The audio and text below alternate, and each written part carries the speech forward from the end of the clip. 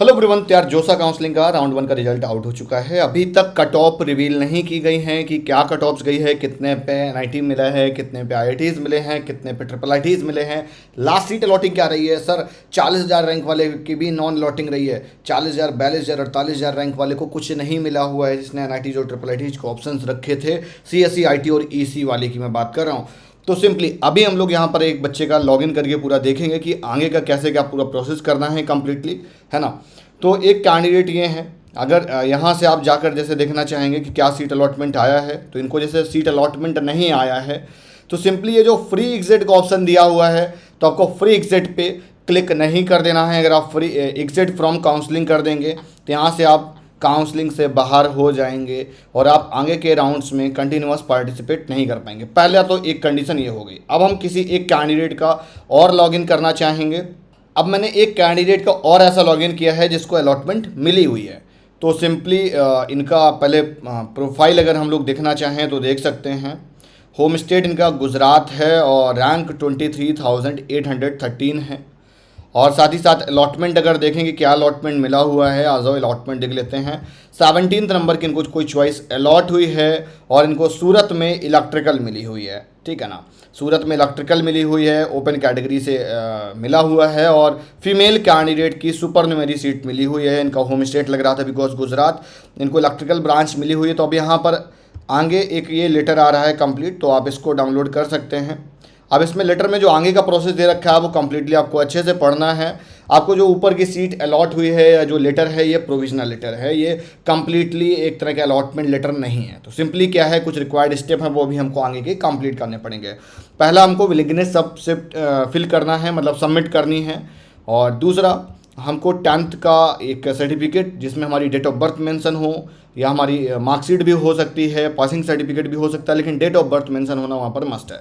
उसके बाद में 12th की मार्कशीट आप ओरिजिनल का स्कैन कॉपी सबमिट करिएगा। डिजी लॉकर वाला मत करना यार, काफ़ी बार रिजेक्ट भी हो जाता है। स्टेट ऑफ एलिजिबिलिटी के प्रूफ में बहुत लोग जानना चाह रहे थे कि क्या सबमिट होगा, कि वहाँ पर आपको 10+2 का मार्कशीट सबमिट करना है। बिकॉज स्टेट ऑफ एलिजिबिलिटी वही होता है जहाँ से आपने 12वीं पास कर रखा है। मेडिकल सर्टिफिकेट का फॉर्मेट यार वेबसाइट पर दिया हुआ है, तो आप सिंपली यहाँ पर सर्टिफिकेट फॉर्मेट वाले में जाके आप इसको यहाँ से डाउनलोड कर लीजिएगा और इसको अप्रूव्ड करा के पूरा आपको अपलोड करना है। एटलीस्ट गवर्नमेंट किसी हॉस्पिटल से आपको कराना है, अदरवाइज़ आप एमडी या एमएस किसी डॉक्टर से भी करा सकते हैं, या किसी क्लिनिक से, हॉस्पिटल से अच्छी जगह से करा सकते हैं, जिसमें वो प्रॉपर अपना लाइसेंस नंबर वगैरह उसमें मेंशन करते हैं।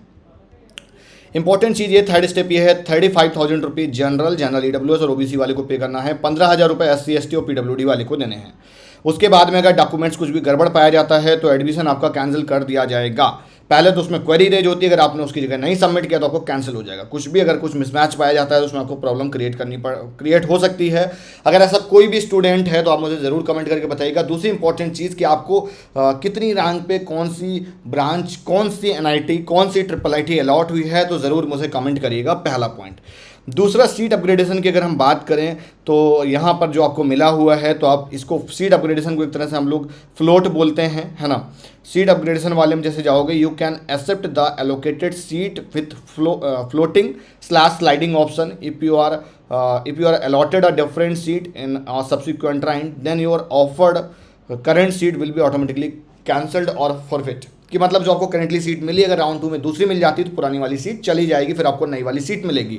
और जो आपके पास में है वो वाली सीट अभी तब तक नहीं जाएगी जब तक आपको कोई नया अलॉट नहीं हो जाता है। फ्लोट का मतलब ये है कि आप किसी भी कैंपस स्लाइडिंग में आप जा सकते हैं।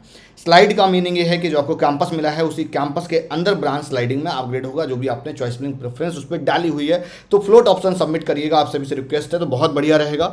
दूसरा, आपको अगर अलॉटमेंट नहीं मिली तो हमारी टीम से आप बात कर सकते हैं सीएसईबी काउंसलिंग के लिए। कुछ भी अगर आगे के लिए प्रॉब्लम्स हैं, क्वेरीज हैं, तो आप मुझे कमेंट करके बताइए, हम उस पर रिजॉल्व आउट करेंगे, उस पर एक वीडियो बनाएंगे।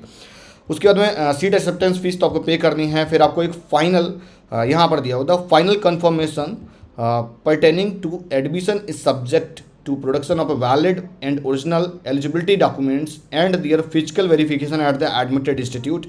फिजिकल वेरिफिकेशन होगा, जो भी उनको अलॉटमेंट मिलेगा, और जो आपका फाइनल लेटर डाउनलोड होकर आएगा उसमें वो सारी चीज़ें लिखी होंगी कि वहाँ पर क्या करना है। At any stage if any documents will be invalid then the allotted seat and their candidate will be cancelled. ठीक है, तो मैंने सारे पॉइंट्स बता दिए। विलिंगनेस सबमिट करने के लिए कुछ इस तरह से आएगा, है ना। तो यहाँ पर देखो फ्लोट करोगे या जो भी आप सबमिट करोगे उसके बाद आपसे पासवर्ड लिया जाएगा। ये कुछ डिक्लेरेशन दे रखे हैं, ये आपको पढ़ना बहुत इंपॉर्टेंट है बिकॉज ये आपके ऑलरेडी अंडरस्टूड कंडीशन पे होते हैं। उसके बाद आपको कुछ डॉक्यूमेंट्स अपलोड करने होंगे, अगर आपकी कोई कैटेगरी होगी तो कैटेगरी अपलोड करना पड़ेगा, बाकी जो डॉक्यूमेंट्स बताएं वो। फिर उसके बाद में सीट एक्सेप्टेंस फीस आपको पे करनी होगी।